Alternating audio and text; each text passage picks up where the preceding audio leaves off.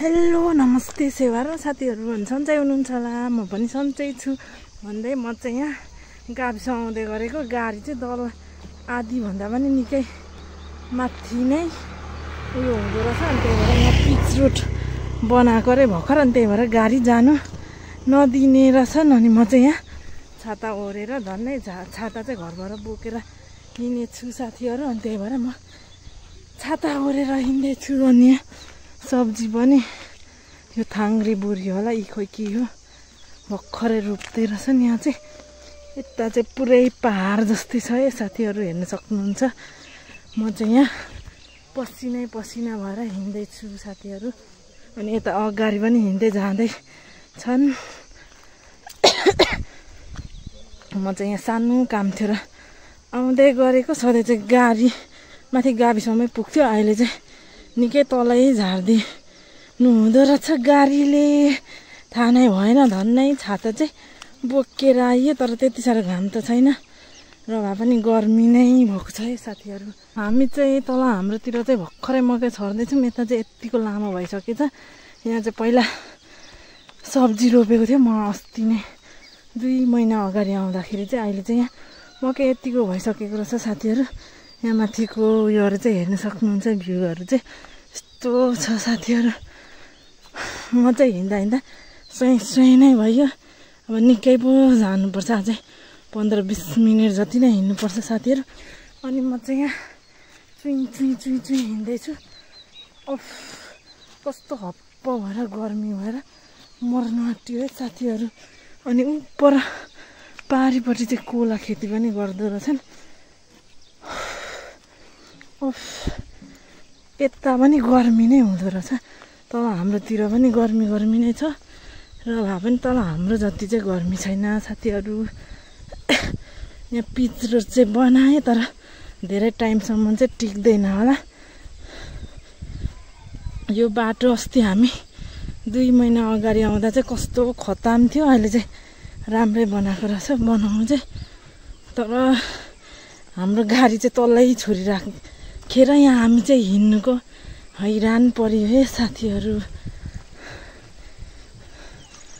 यो चाहिँ के को उयो लाएको हो कुन्नी। आम्मामा यहाँ त साथीहरू साग पनि यत्रो बनाएछ। यो साग चाहिँ बेच्ने होला, कस्तो राम्रो पो। तल हाम्रोमा त कुहिहाल्छ, यहाँ चाहिँ हुने रहेछ साग। अनि बोरी निकै उकालै चढ्नुपर्छ है साथीहरू।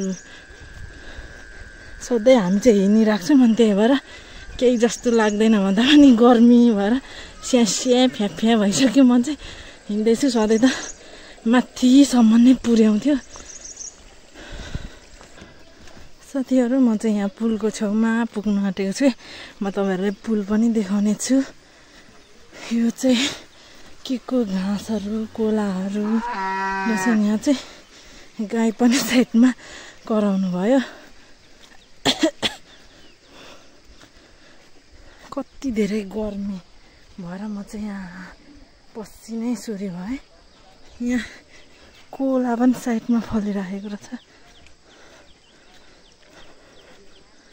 अम्मामामामामा आज त गर्नुसम्म गरौँ गाडी भन्दा पनि बाटो पनि चाहिने नै हो।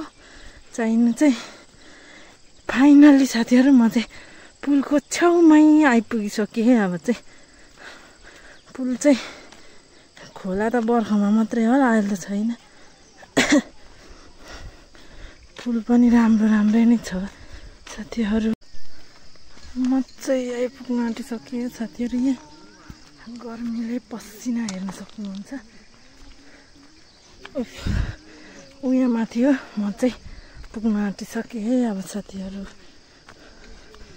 यता माथिको उयो पनि हेर्न सक्नुहुन्छ। अम्मामामामा थर्रा गर्मी भएन, आँखै पोल्न थालिसक्यो पसिना। फाइनल्ली साथीहरू म चाहिँ फर्किसकेँ। अब म यहाँ जाँदैछु ओह्रालो। अब तल गाडीसम्म चाहिँ पुग्नु पर्यो। मेरो काम चाहिँ अलिक छिटो भयो, त्यही भएर म चाहिँ फर्किसकेँ साथीहरू। अनि म चाहिँ यहाँ अब गाडीमा गएर झन्डै 20 मिनेट जति बस्नुपर्छ ल। तर म तल पुग्दाखेरि 10 मिनेटमा अब ओह्रालो त पुगिन्छ। अघि उकालोमा चाहिँ झन्डै 15 मिनेट जति लाग्यो होला। म चाहिँ लागे हे ओह्रालो साथीहरू। अब अघिको पुलमा चाहिँ फेरि पनि म तपाईँहरूलाई देखाउँदैछु। अघि चाहिँ मैले देखाउनु पाइनँ, यहाँ अब देखाउने चाहिँ साथीहरू। यता माथि चाहिँ यस्तो छ।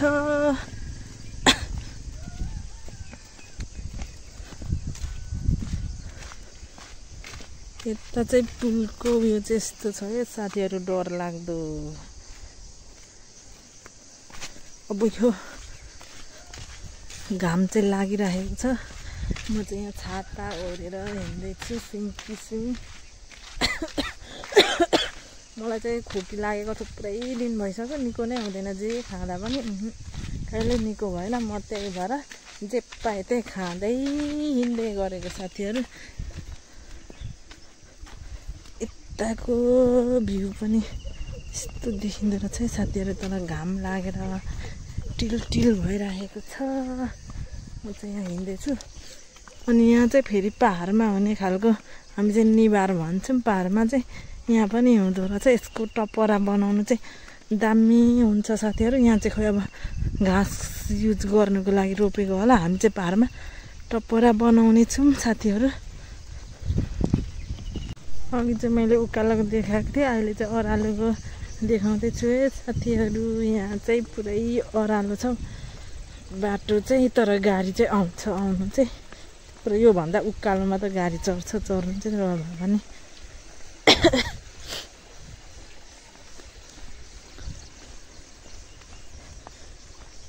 घाम चाहिँ कति साह्रो लाग्ने रहेछ। तल जति लाग्दैन हाम्रो जति चाहिँ, तर र भए पनि हिँड्दै जाँदा चाहिँ गर्मी नै हुँदो रहेछ। यता डाँडा काँडा पनि छ। हाम्रो त तल धुम्म परेकोतिर निकै नै माथि नै हो। गाडीमा चाहिँ एकैछिन हिँडेर आउँदा त 1.5 घन्टा नै लाग्छ। गाडीमा आउँदा चाहिँ 30 रुपियाँ भाडा लिन्छ। ओरीदोरीको चाहिँ 60 रुपियाँ।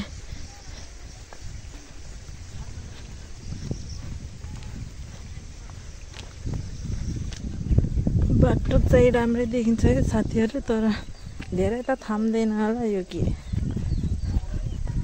कालो पत्रे बनाउनु थालेको रहेछन्। यो खोइ कहाँसम्म बनाउने। अब यहाँदेखि माथि चाहिँ गइँदैन, काम हुँदैन। यहाँ चाहिँ बाँसहरू सबै पाहाडमा पाउने रुखहरू सबै हुँदो रहेछ यहाँनिर चाहिँ। मैले त अब धेरै हिँड्नु त हिँडिन्छ सधैँ पनि, तर ख्यालै गरिँदैन। आज चाहिँ म हेर्दैछु है साथीहरू, सबै के रुख छ। यो चाहिँ हाइब्रिड किम्बु होला।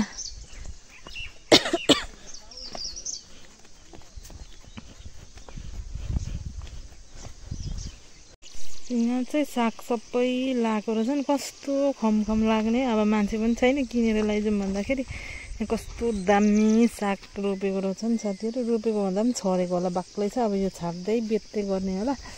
यता चाहिँ यस्तो छ साथीहरू। अनि यताको उयो चाहिँ राम्रै छ, तर अलिक माथि भित्रै पर्छ। हाम्रोदेखि चाहिँ मदन भण्डारी राजमार्गदेखि त निकै माथि नै आउनुपर्छ। अझै यहाँदेखि माथि खोइ राङ्चा खोइ के भन्ने ठाउँ छ। अनि त्यत्तिकै धनकुटातिर पसिजान्छ होला। अब यहाँदेखि माथि त गएको छौँ न हामी। राम्रो त राम्रै छ ठाउँहरू, बसी खानु, सब्जी रोपी खानु। पानी पनि प्रशस्ति नै हुन्छ होला तल हाम्रो भन्दा चाहिँ।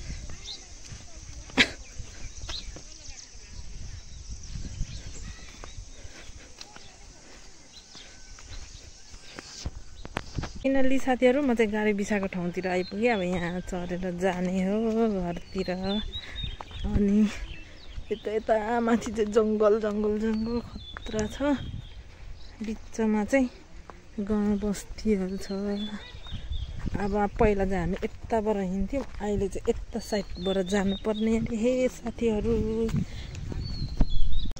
फाइनली साथीहरू म चाहिँ घर आइपुगिसकेँ। अनि अघि माथि चाहिँ निकै शीतल भन्दा पनि सधैँभन्दा त गर्मी नै थियो। अब गर्मीको सिजन हो अनि यहाँभन्दा चाहिँ अलिक माथि शीतल नै हुन्छ धेरै। हाम्रोमा चाहिँ यहाँ अलिअलि घाम भन्दा पनि धेरै घाम नै लागिरहेको छ साथीहरू। अनि म चाहिँ यहाँ बसिरहेको छु एकछिन आराम गर्दै। अब हाम्रोमा त कामै त खासै छैन। अब 1-2 दिनपछि चाहिँ मकै गोड्ने बेला हुन्छ। अब अहिले त भर्खर त हामीले कोही 4-5 दिन भयो, कोही हिजो भर्खर छरेको छौँ। अनि हाम्रो काम चाहिँ अहिले छैन। अब त्यही हो, अब घरेसी काम गर्दै बस्ने हो। अनि यसो टाइम पास गर्नुको लागि भिडियो बनाउँदै अनि बस्दै गर्दै हाम्रो दिन त्यत्तिकै जान्छ साथीहरू। अनि यो मेरो नयाँ युट्युब च्यानललाई चाहिँ माया गर्नुहोला, सपोर्ट गर्नुहोला, सब्सक्राइब पनि गरिदिनु होला नयाँ हुनुहुन्छ भने भन्दै म चाहिँ अर्को भिडियोमा आउने छु साथीहरू।